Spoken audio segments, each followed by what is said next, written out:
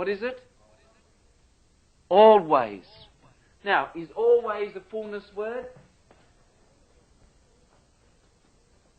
Indeed it is. When you talk about always, with one L, when you think about always, you're talking about every part of the time. No exception. There you have fullness emerging again in terms of the chronological dimension. Man as a chronological being, man in relationship to time. Always giving thanks. Notice. That's a fullness word, always. Consistency, which lies in and behind this word here, is a fullness word.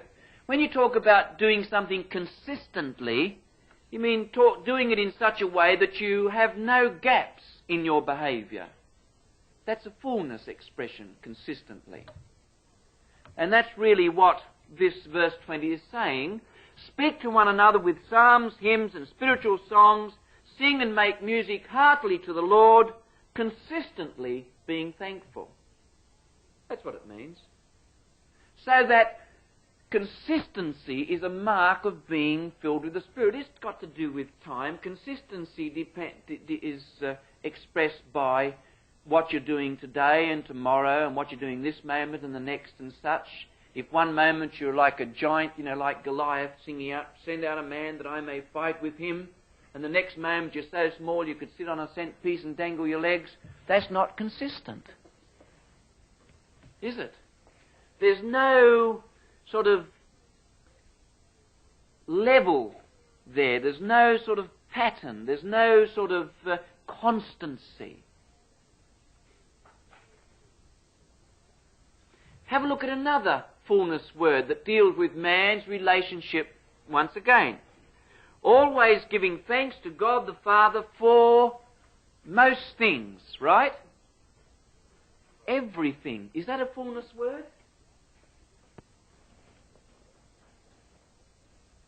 Indeed it is a fullness word. Everything means no exception. No exception. All the time or always and everything.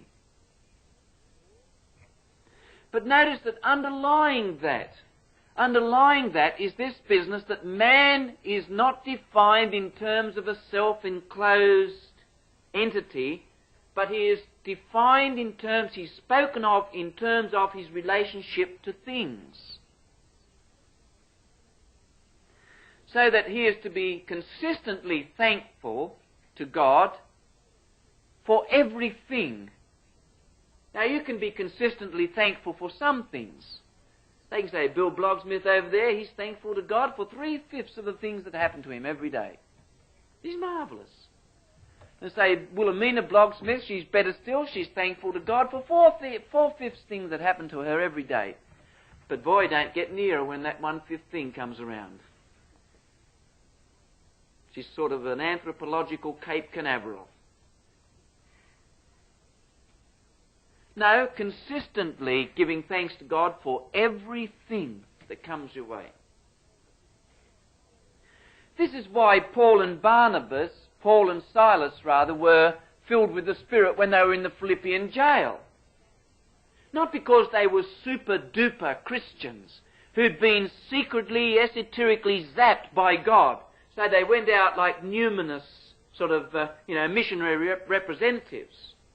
No, it was because they fusslessly applied something to the situation so that they were consistently thankful come what may. So they were in the Philippian jail, remember. Their backs were gaping and bleeding, their feet were in the stocks, they were in a dirty, dark, dank dungeon. And what did they do? Paul says to Silas, wait till I get back to the Missionary Society office. This must have been in the small print, Silas. Did you read that small print? No, I didn't. I was too enthusiastic. Well, you should have read it. I bet that's where it was. And boy, when you reflect on how much they're paying us, what we've given up. Remember that valedictory service we had? Do I ever, Paul? Said Silas. Remember how all our Christian friends gathered around us in that moment of heated excitement and frenzy? Hey, they said, we'll pray for you. Bet they're watching Kojak.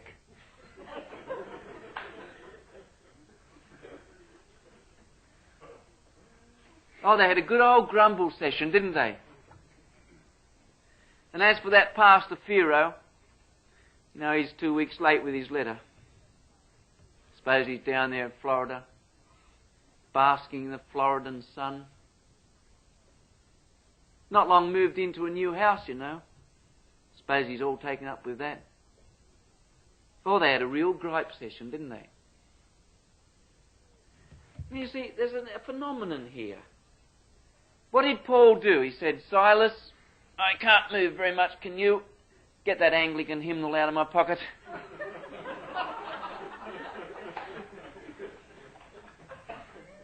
That's rigidity. That's apostolic. And they got that Anglican hymnal, and they started singing.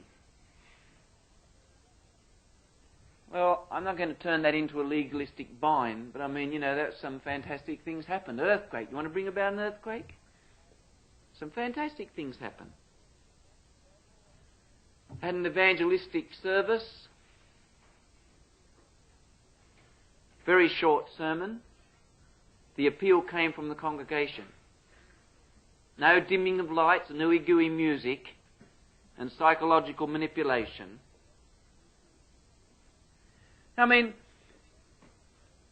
In terms of what we understand by being filled with the Spirit, we might transport ourselves back into that situation, look at it, and it would be almost bizarre in comparison. Crazy. A couple of people in a terrible situation. You see. And yet, consistently thankful. Because, and we'll talk about this later, something was being applied to the situation that gave them a stability, a consistency, a constancy, an immovability, a plain, fussless stickability that the Bible calls being filled with the Spirit. Nothing fussy, no clanging lights and all that. All that happened as a result. It wasn't the thing itself.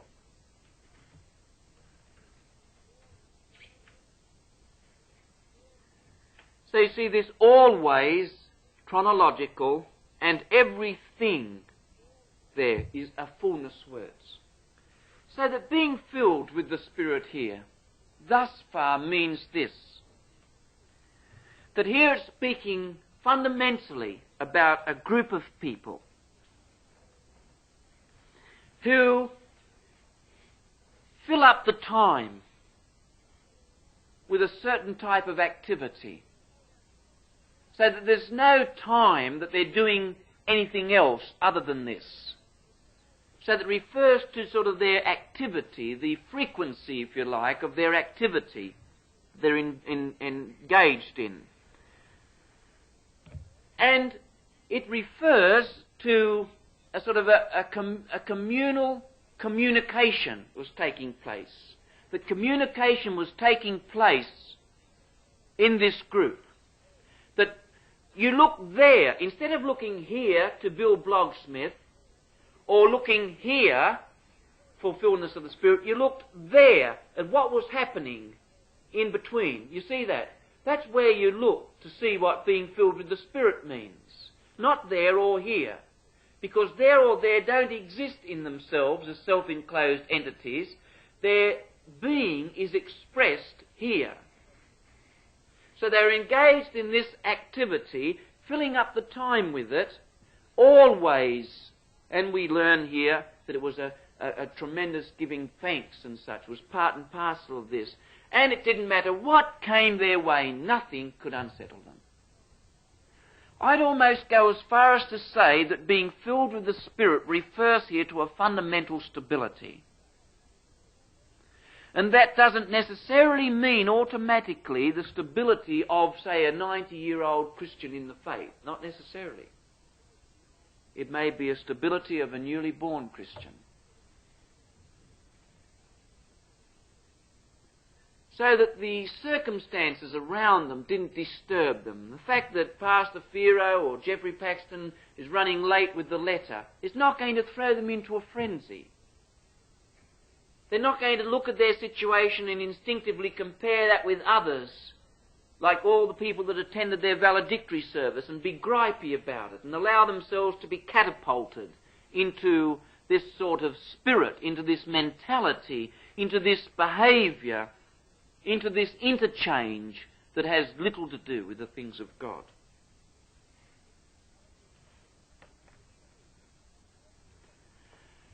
Notice that be filled with the Spirit is contrasted with the drunk. It says, do not get drunk on wine, but be filled with the Spirit. Now, what is it about the drunk that provides the contrast? Well, similarities for a start. The drunk is also controlled by a sort of outside of him phenomenon. Now, you might say he's controlled by that which is inside of him, but it's come from without, you see. The drunk is controlled by an outside phenomenon, a spirit, small s. But the thing about this spirit, small s, is that it results in lack of consistency for the drunk. Now, if the drunk is anything, he is inconsistent. For instance, he may be a quite mild, retiring person when he's sober. But when he's drunk, he wants to fight everyone. Ever met that sort of drunk? Have we ever? It's terribly embarrassing when they're on the bus and they want to go down row by row fighting everybody. Or he may be a belligerent personality when he's sober and as quiet as a church mouse when he's drunk. You see.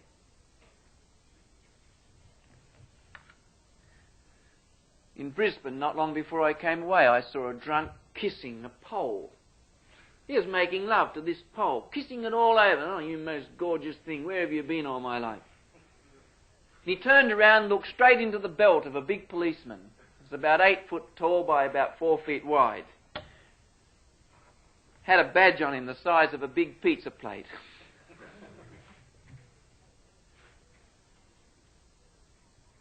The drunk said, "Where am I, Ossifer?"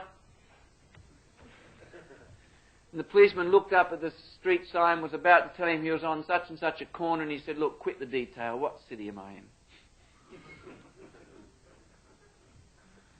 You see, a drunk does all sorts of extraordinary things. He has champagne in the evening and real pain the next morning. He's up and he's down. He's talkative or he's quiet. He's inconsistent. Because he's governed by a spirit. He's governed by a phenomenon that takes control of him, the result of which is his time is going to be used very unprofitably.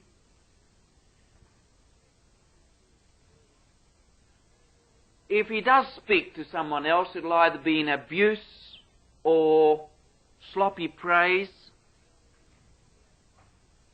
He may or may not give thanks.